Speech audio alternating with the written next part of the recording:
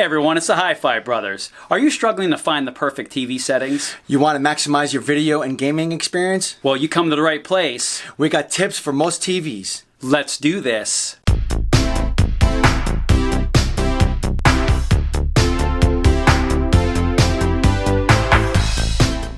Well, welcome to today's episode, everyone. Ralph, we got a really exciting video to bring to our viewers. Yeah. We wanted to bring to you all some tips and some general guidelines about some universal TV settings that will work for almost any type of TV out there. When we mean any TV, most modern TVs, so ones that have been out for maybe about 5 or 6 years. Absolutely. So most of the TVs that we actually experience these settings on are as the U76, the one that I have, your C3 that you have, the LG, most Vizios, Sony, and Samsung, believe it or not. So while these TVs are different, bro, these tips can actually help, on most of these settings. Yeah, and just a quick disclaimer for our viewers too. We can't take full credit for these settings. We've done a lot of research, so we've gone to AVS forums, we've gone to various Reddits, even the ratings. Yeah. I know a lot of people that have been hunting around are very familiar with those websites, and we've come to the conclusion using those. So in addition to that, obviously, we haven't really used any calibration tools like these other sites have done. So, if you're looking for the most out of your TV, depending on your environment, if you get calibration tools, those are obviously going to be the best methods. But this is more for like a foundation, I would say. That's great, Mondo. I mean, these TV settings are your baseline TV settings. These are what's going to help, increase the contrast or your brightness or your colors and all that stuff in the TV settings to maximize your experience. All right, so bro, we're gonna go into 3 different parts. Just general TV settings, SDR, HDR, Dolby Vision, and then optimized for gaming. All right, Ralph, that's pretty cool, dude. So let's get into the first part of the video, which is basic TV settings, right? This is going to be pretty standard across the board, no matter what type of TV you have. When we talk about these different options, they should apply to no matter what type of TV that you have out there. Absolutely. So the first one we're talking about, Ralph, what's the most recommended one that we found watching just any standard type of TV? So the 2 common are cinema or movie mode is going to be your most accurate setting that you can use for that type. Yeah, and I think LG specifically is cinema, and then other TVs is just called movie mode. That's kind of the best one. Yeah. It provides the most realistic, I would say, like color tones and stuff like that. Why wouldn't somebody want to pick Vivid? They put the brightness all the way high, the contrast all the way high, your sharpness all the way high. But for normal use, not good, because you don't want to treat your TV as a flashlight, believe it or not. You know what I mean? So that's why we recommend the movie or the cinema, because what it's doing is that you're going to get the best experience, like you said. You want the best experience when you're watching a TV like at night or even during the day. Those are the best settings. And I have a 43-inch Vizio, very old TV that lives in my backyard, actually. That is honestly the only TV that I own that I have ever had on Vivid. And the reason why is because it's so dark that Vivid's really the only way that I can watch anything during the day. So I would say for those of you that maybe have an extremely bright room where you have a lot of sunlight and you're having a very hard time looking at it, maybe that's the only instance where I would recommend Vivid. Okay, bro, that's pretty awesome. Yeah, so next thing we're going to get into is your brightness. So a lot of people think, okay, where do I set my brightness at? Usually, we keep this at the default setting at 50%. Sometimes it depends on the TV. You can go a little bit higher. I would say 5 or -5. Depending on your TV, because most of the HDR TVs out there are pretty accurate with their blacks, especially mini LEDs and OLED. OLED, you don't even have to touch anything. Your contrast, I would leave it at about 100% to about 90%. The reason why you want 100% contrast is because you want to maximize the HDR experience or SDR onto the TV itself. With an OLED, barely have to touch it, man. Maybe a little bit, you go 90%. My TV on Hisense, I go about 90% on it. Next thing I want to get into, Mondo, is the sharpness. And if a lot of people, where do I put my sharpness at? Well, here's the thing. If you put too much detail into the picture, it gets, like I said, oversaturated, and you're going to see like artifacts in there and stuff like that, and it kind of looks grainy, and you're just like, what the heck? So we recommend about 10% or to 0 on any TV, SDR, HDR, or even Dolby Vision, even on a standard TV. You would want to keep it around 10 to about 0%. That's cool, Ralph. Well, the next batch of settings we're going to get into is more of like the color and the backlight. So for color, you'll see for most TVs the default is usually at 50%. I typically don't like to mess with it. If you're a type of person that likes to enhance some certain colors like red, you could bump up the color a little bit, but I wouldn't go too much because what ends up happening is you get oversaturation, right? That means what that means is like the shirt, for example, is red. If I bump up the contrast on this, it starts to bleed out, right? And it's just, you lose detail because the color kind of takes over all the details of the texture. It oversaturates. Yeah, so, you want to play with that a little bit to your liking, but, I would just say leave it at default. If you must, you could always do a plus or minus about 5 ticks. Yeah. Whatever, depending on your TV settings, but that's probably a recommendation. Next very important one, setting is going to be the color temperature. I would say in most scenarios, you want to select warm. That gives you the most natural look, especially when it comes to human tones. I know cool may look nicer, but it's not natural. And then the last one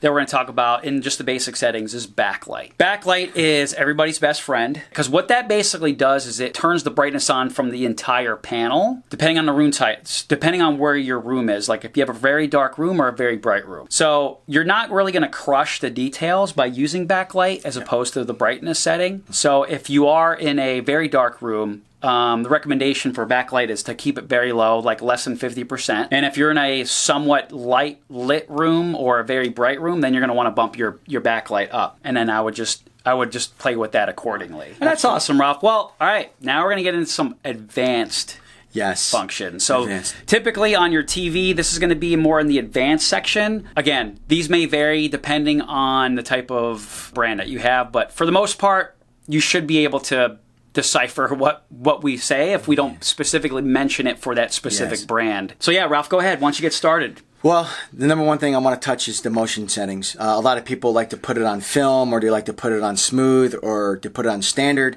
And that's the soap opera effect, right? So if you really want that like old 1940s soap opera effect, it kind of makes it look fake. We shut it off completely because we want our TV to look as, like I said, as natural as possible. We want the best frame rate for your TV. Another thing that I want to mention is local dimming. So your local dimming, that's giving your dimming zones in your TV. Depends on how many you have. OLED, does OLED have local dimming? It's every pixel. Yeah, it's every pixel. So with mine, I have 256. So if I want to maximize the amount of local dimming in my TV, I want that on, and I want it on the highest setting.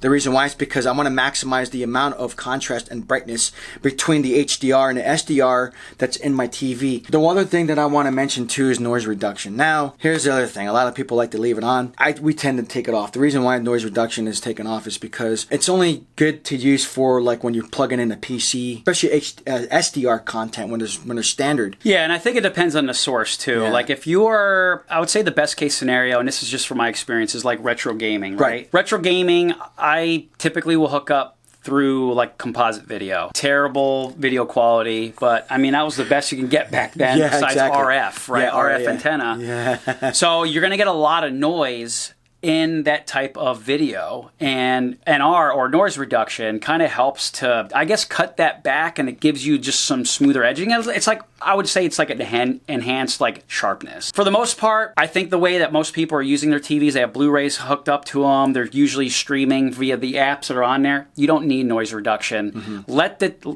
TV do less and focus more on the actual video quality. Yes. Yeah, and some additional ones that people are going to find, Ralph. One important one is gamma. Oh, yeah. Now, gamma can come in very handy. Let's say you've dialed in your settings, and you're still finding that maybe in certain HDR content or certain things that you're watching, you're noticing that things might be too bright or too dark. Gamma is a way to boost or lower the overall like picture, I want to say brightness, but it doesn't affect the details of the video. Yeah, just see what your settings are. They'll probably be defaulted to 2.2, but yeah, if you're watching like HDR content especially, and you got your settings dialed in, but you're like, man, this is still kind of too dark for me, you can bump up the gamma, and that's very helpful to use there. And kind of last advanced settings before we get into like Dolby Vision and HDR stuff, Ralph, is the color gamut and the fine tuning and also the color space. We don't have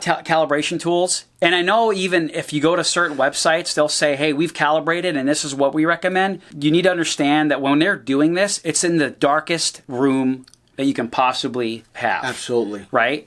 And that's not everybody's situation. I would just recommend leaving it at auto. I can't tell you how many times, Ralph, where I've gone down the rabbit hole of trying to like finely tune the color space. Yeah. I typically will get a better experience by just leaving those alone, to be honest with you. Again, unless you have a calibration tool where you're doing this more in a professional way, I would just leave those settings to auto. All right, Ralph, that's a lot. That's a mouthful. But what I do want to talk about is HDR and Dolby Vision settings. Yes. Now, depending on the brand TV that you have, and even the streaming service plan that you have, you may or may not have Dolby Vision. But for the most part, HDR content will come across as HDR. Now, we're not going to get into the specifics of which one is better or the main differences of that. We'll say that for a different video. Right. Because obviously we're talking about length here, and that'll add another 20 minutes. Right. But I want to talk about those specific settings.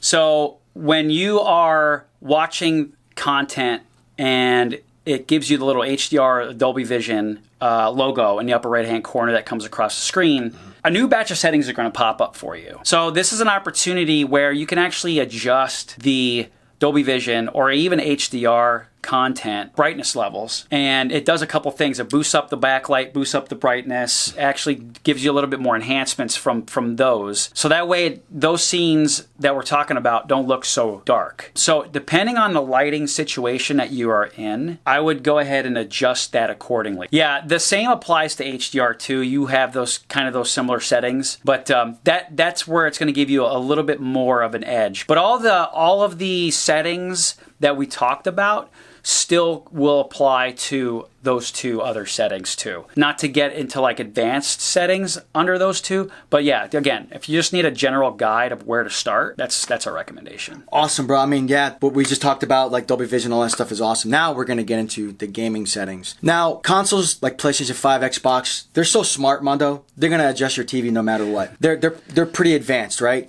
The one thing where you really need to look for in a TV, especially a really good TV, like your TV, my TV, is one thing I'm going to touch up is the VRR, right? Variable refresh rate. Now, this setting here, you can have it off or you can have it on. What that does, it adjusts the variable refresh rate on the TV itself to 48 hertz or to 120, depending on your TV. The other thing that I want to touch up is ALLM, which is auto low latency mode.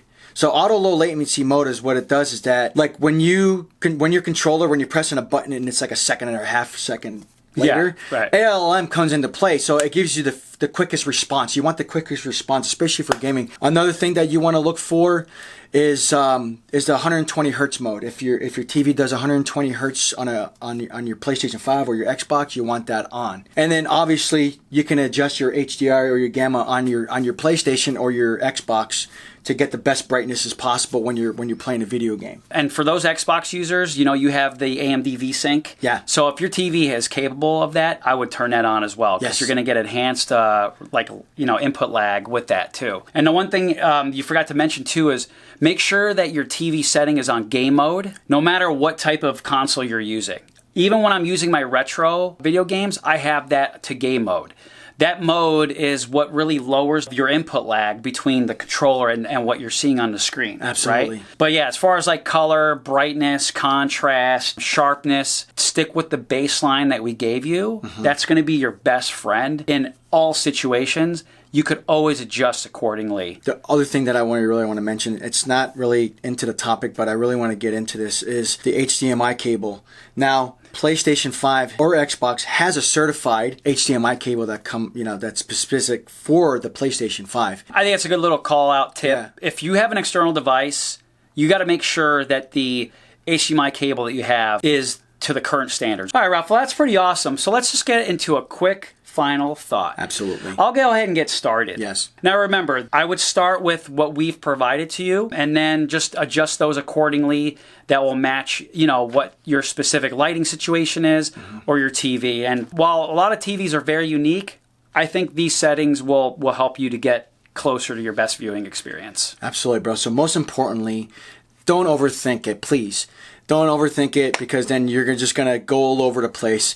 But what's best, most important, like I said, is what's better for you. All right, Ralph. Well, that's awesome. I think that concludes our video. Absolutely. So make sure you like and subscribe and hit that notification button. And as always, keep it hi-fi.